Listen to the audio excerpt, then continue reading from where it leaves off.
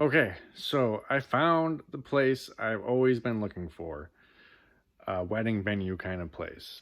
So I'm going to buy it. Not only am I going to have with my one partner a wedding venue in a field, I'm going to buy another one.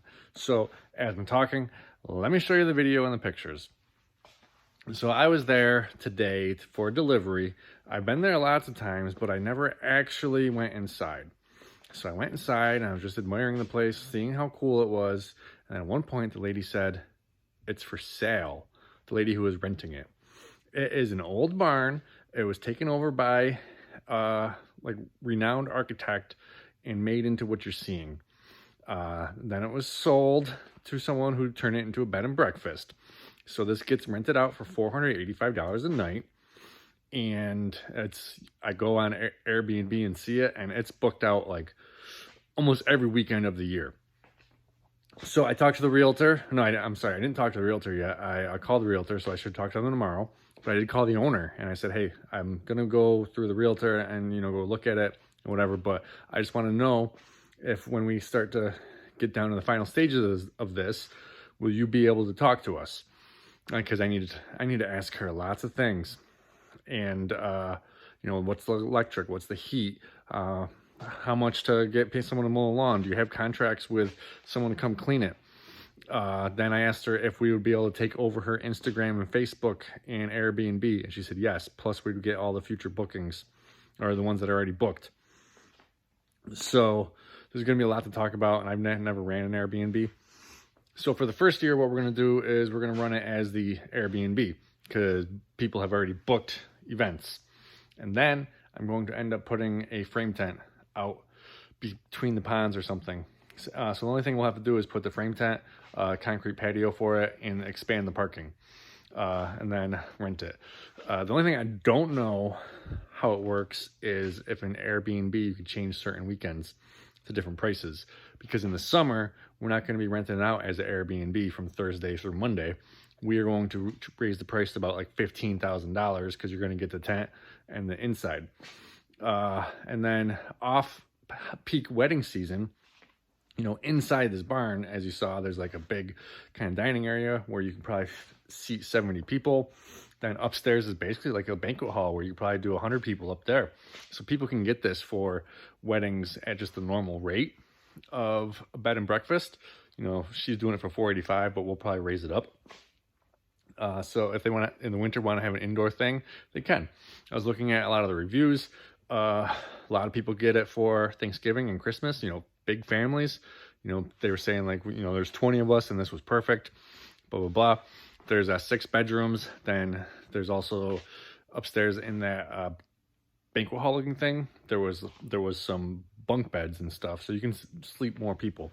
So it is, it's a crazy place. They're asking $630,000 for it though. And, I do have the down payment for it. I'm going to be going in with this with two partners, the 2 guys who do the restroom trailers with me. So I would be putting up my down payment with the understanding that my down payment comes to me first before anything, because the down payment is coming out of a mutual fund, not a 401k or IRA, but a mutual fund account, which it's in there for me to retire early so I can start taking it out at 45, 46. But anyways, so I want that back so I can get it back in there.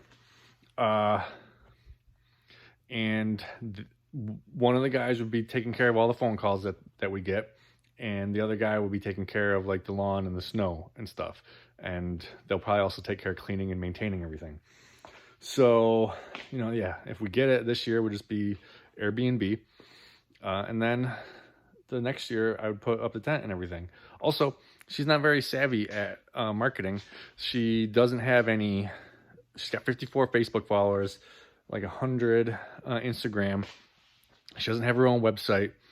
All she really has is her Airbnb thing.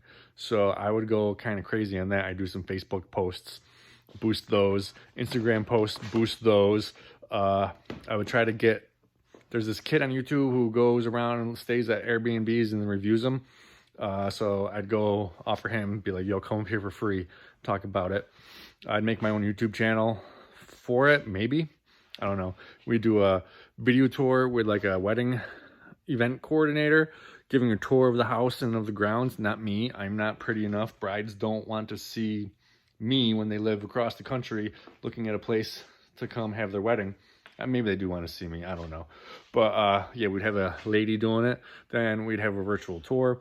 And we'd have a really nice website. And we would plan on doing this as we're not there. You're renting the place as an Airbnb wedding venue. So it's going to be a DIY wedding, do-it-yourself wedding. We would prefer that you have a caterer or event coordinator that can handle everything. But it's just like an Airbnb. You come, here's the house. You leave it clean. There's your tent outside with all your tables and chairs that you would need for X number of guests. And we go from there. So I don't want to be on site. I mean, I'm already busy. The 2 other guys are already busy. This is a more of a passive wedding venue. So we'll see how it goes. I don't know.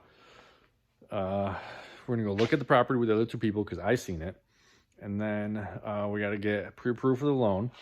I have to see how much the down payment is. I say I have it, but that's based on a certain percentage. Get pre-approved, and then go through all the things, and then have to talk to her. Have to find out things.